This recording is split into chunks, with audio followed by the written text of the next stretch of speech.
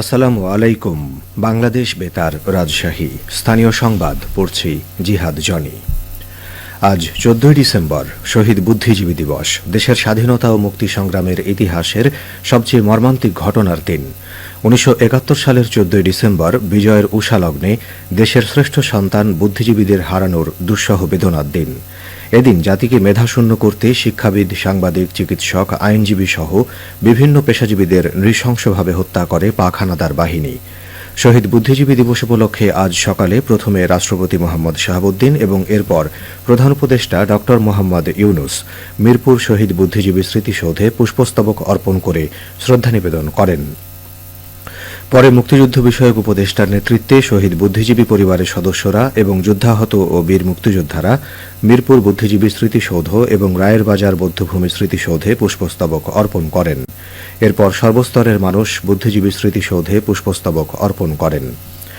এদিকে নানা কর্মসূচিতে রাজশাহীতে পালিত হয়েছে শহীদ বুদ্ধিজীবী দিবস। আজ সকালে রাজশাহী মহানগরীর কোর্ট শহীদ মিনারে রাজশাহী বিভাগীয় ও জেলা প্রশাসন শহীদ বুদ্ধিজীবীদের স্মৃতির প্রতি শ্রদ্ধা জানায়। এ সময় রাজশাহী বিভাগীয় কমিশনার খন্দকার আজিম আহমেদ, রাজশাহী রেঞ্জের DIG Alamgir Rahman, Rajshahi metropolitan police commissioner Mohammad Abu Sufian, জেলা প্রশাসক আফিয়া আখতার সহ প্রশাসনের ঊর্ধ্বতন কর্মকর্তারা উপস্থিত ছিলেন। যথাযথ মর্যাদায় রাজশাহী বিশ্ববিদ্যালয়েও দিবসটি পালিত হয়েছে। এ উপলক্ষে সকাল 6:30টায় বিশ্ববিদ্যালয়ের সকল গুরুত্বপূর্ণ ভবনে জাতীয় পতাকা অর্ধনমিত রাখা হয়।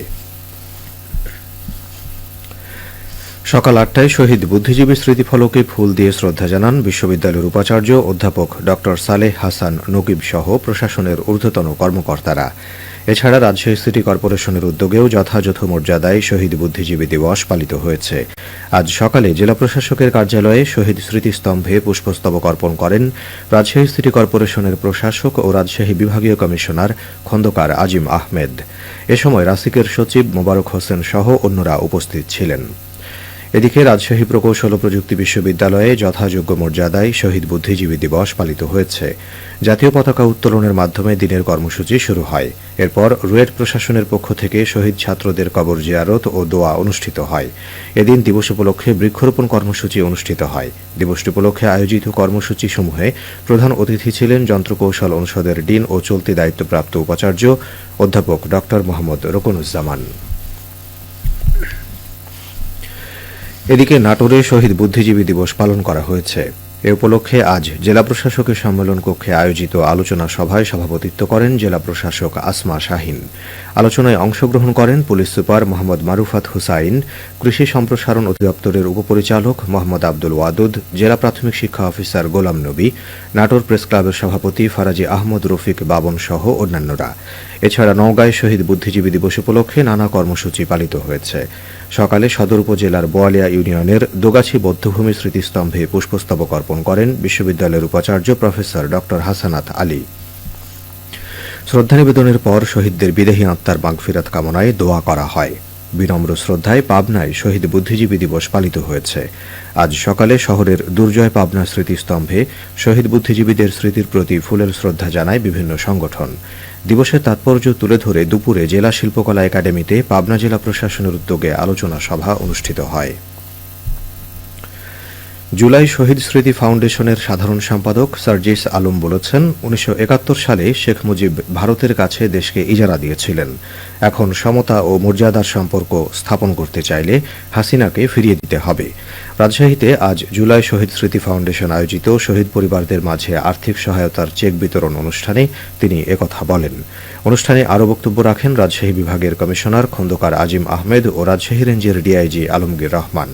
পরে সার্জিস আলম রাজশাহী বিভাগের শহীদ 46টি পরিবারের হাতে চেক তুলে দেন। রাজশাহী মহানগরীতে গারো সম্প্রদায়ের ঐতিহাসিক ওয়ানগালা উৎসব অনুষ্ঠিত হয়েছে।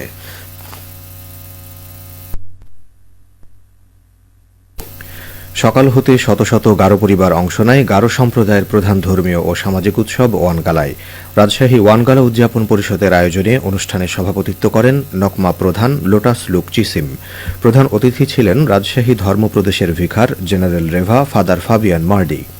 বিশেষ অতিথি ছিলেন বাংলাদেশ বেতার রাজশাহীর উপ আঞ্চলিক পরিচালক জান্নাতুল ফেরদৌস, রাজশাহী ক্রিস্টিয়ান মিশন হাসপাতাল নার্সিং ইনস্টিটিউটের অধ্যক্ষ সুলতা দ্রং ও ফাদার লিটন কস্তা। অনুষ্ঠানের শুরুতে গারোদের 11টি জাতিগোষ্ঠীর প্রতিনিধিগণ ফসল তুলে দেন প্রধান অতিথির হাতে। ওয়ানগালা অনুষ্ঠানের এই দিন হল গারোদের বিনোদনের দিন। সবশেষে আবহাওয়া। আজ রাজশাহীতে সর্বোচ্চ তাপমাত্রা ছিল 25.4 ডিগ্রি এবং সর্বনিম্ন 9.7 ডিগ্রি সেলসিয়াস। বিকেল 3টায় বাতাসে আপেক্ষিক আর্দ্রতার পরিমাণ ছিল 45%। রাজশাহী ও পার্শ্ববর্তী এলাকায় আজ সূর্যাস্ত সন্ধে 5টা 19 মিনিটে। সংবাদ শেষ হল। আমাদের পরবর্তী স্থানীয় সংবাদ সন্ধে 7টায়।